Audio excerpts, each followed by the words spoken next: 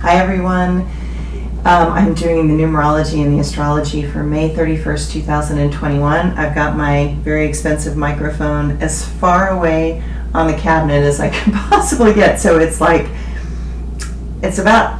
8-10 feet away from me at this point. And I think this is better. Again, feedback is helpful. So, I've dialed down the volume parameters and the input output, and I've dialed things down. So hopefully this isn't like crackling or being weird. I mean, it's the good and the bad about having a fantastic microphone and then a brand new machine with also a fantastic system. So we're crossing our fingers and toes that this is working. So thank you for the feedback. That's always helpful. All right. We are doing the numerology and the astrology for the last day of the month of May, the 31st, 2021, officially Memorial Day. And if you add all those numbers together, you get the number 14. And if you add the 1 and the 4 together, you get the number 5. The number 5 brings us back into a more stable perspective. Staying grounded helps everything. Being in nature helps with all grounding exercises. It is so much easier because we move through the natural environment that is just more organic for humanity. It is time to take a very hard look at how this world is faring under the pressures of so many people. Perhaps we need much less than we think. Perhaps it is time to simplify and carry less. Many years ago, I remember a client who went through a process from rich to poor quickly and had to let go of everything she thought was important and that seemed to define her. It ended up being the best thing ever, as she said, because I realized that being happy is not about stuff. Being happy is about having time. And when I was chasing success in the almighty dollar, she said, I had no time for others as my times were consumed and taken up with keeping up this whole persona and all of this stuff that's related to that persona. And I remember that. I remember working in Beverly Hills, and I had an Explorer, a black Explorer, and it was really frustrating because I would be coming from Utah. It was snowing. There was salt on my car. I was going through the desert, and so when I got to Beverly Hills, my car looked horrible, and I was so exhausted. I had traveled probably 13 and a half hours to get there. And the very first thing anybody would say to me in Beverly Hills is, oh my God, what's wrong with you? Like, why aren't you washing that car? And I realized that everybody's cars were like perfect. They were completely perfect. And, that they would spend all this time making sure that their car was completely clean. And trust me, I love a clean car too. I had a perfectionistic mother and a perfectionistic father. But there are things that, take up time. They take up a tremendous amount of time. And I think what the COVID has taught us is that time is precious with those that we love. And is it really worth washing the car every 3 days over? And so you end up not having time with those that you love because you're so exhausted, because you're so busy trying to keep up appearances, right? And I think that's also been interesting about the COVID is that, our clothing has gotten a lot simpler and, less fancy, more comfortable. And I think that might be a good thing too. So today, let go even more. I know we have all been doing a lot of this, but let's take it to the next level. Do things that end up supporting this world. Let go of the cheap commercialism and stop buying things that will fall apart in a year. Instead, buy quality things that are classic and timeless that will be passed down over the centuries. If you have to leave something behind, leave something of meaning. Leave memories. Leave moments never forgotten. Leave precious things that contain your essence.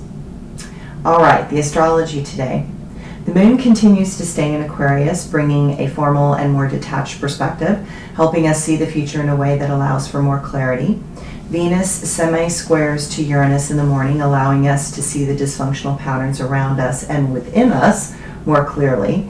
So much is stirred up and so many things now cannot be denied or evaded. While that is a very good thing, it is also something that will help us sort what is vital from what is vile. Those that attempt to digest the vile will find themselves anxious and troubled. What we think we want and what we need are very far apart at this point.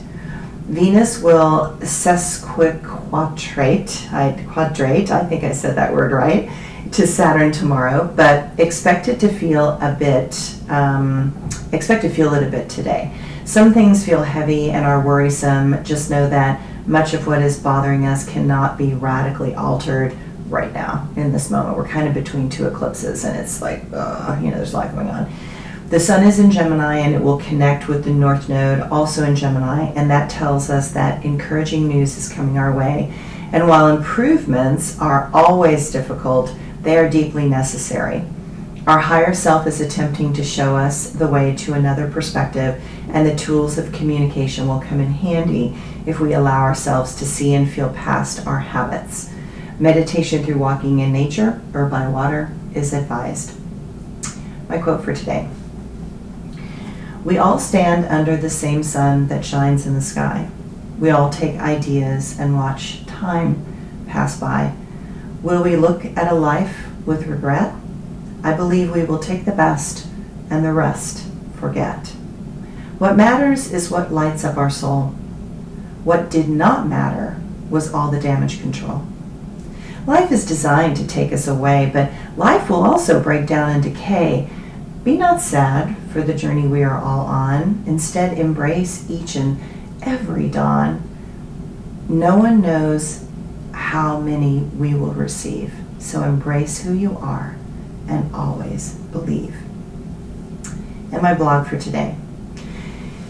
As this journey to help with the completions of 2 amazing lives unfolds starting yesterday, if you're watching the video on the 31st. I always do these videos ahead because I'm dealing with clients in India and Taiwan and New Zealand, and so I do them ahead.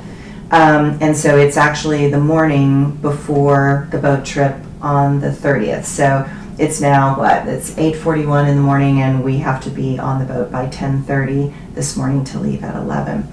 So, I try to get these things done and out the door so that everybody can have them. But it's really interesting to watch what unfolds as people recognize that all of a sudden they wish they were here. And of course they were invited, but everybody has lives, and we've got COVID, and people have jobs, and they have responsibilities, and then people just have emotional stuff. And it gets in the way, and it's so beautiful today to see these lovely emails coming in and engaging with people through email, even though I can't necessarily pick up the phone and call them at the moment just because I've got too much going on. But it's wonderful because we're completing these lives, and I'm also just feeling this level of exhaustion that is happening. And it's not just the process of unfolding and releasing the many elements of my uncle and his partner's lives that is hard. It's the realization that they are both really gone that's getting to everyone and myself. It's the realization that I know they're fine. I know they're very happy on the other side. I know that this was their time. None of that is an issue, and I have no regrets. I have done the very best to honor them in ways that allow for deeper expression and the release of emotions around grief. And it is the realization that all of us, in the end, will each have to let go of so many things that were so precious to us, and especially the people that were so meaningful in our lives. The unraveling of a life is important and interesting. I notice what really matters in the bigger scheme of things is what remains after someone is gone. It will always be about those precious moments. It will always be about the laughter and the shared tears. It will always be about the things that really matter. And everything else dissolves into the ground from which it has arisen. Thanks, everyone.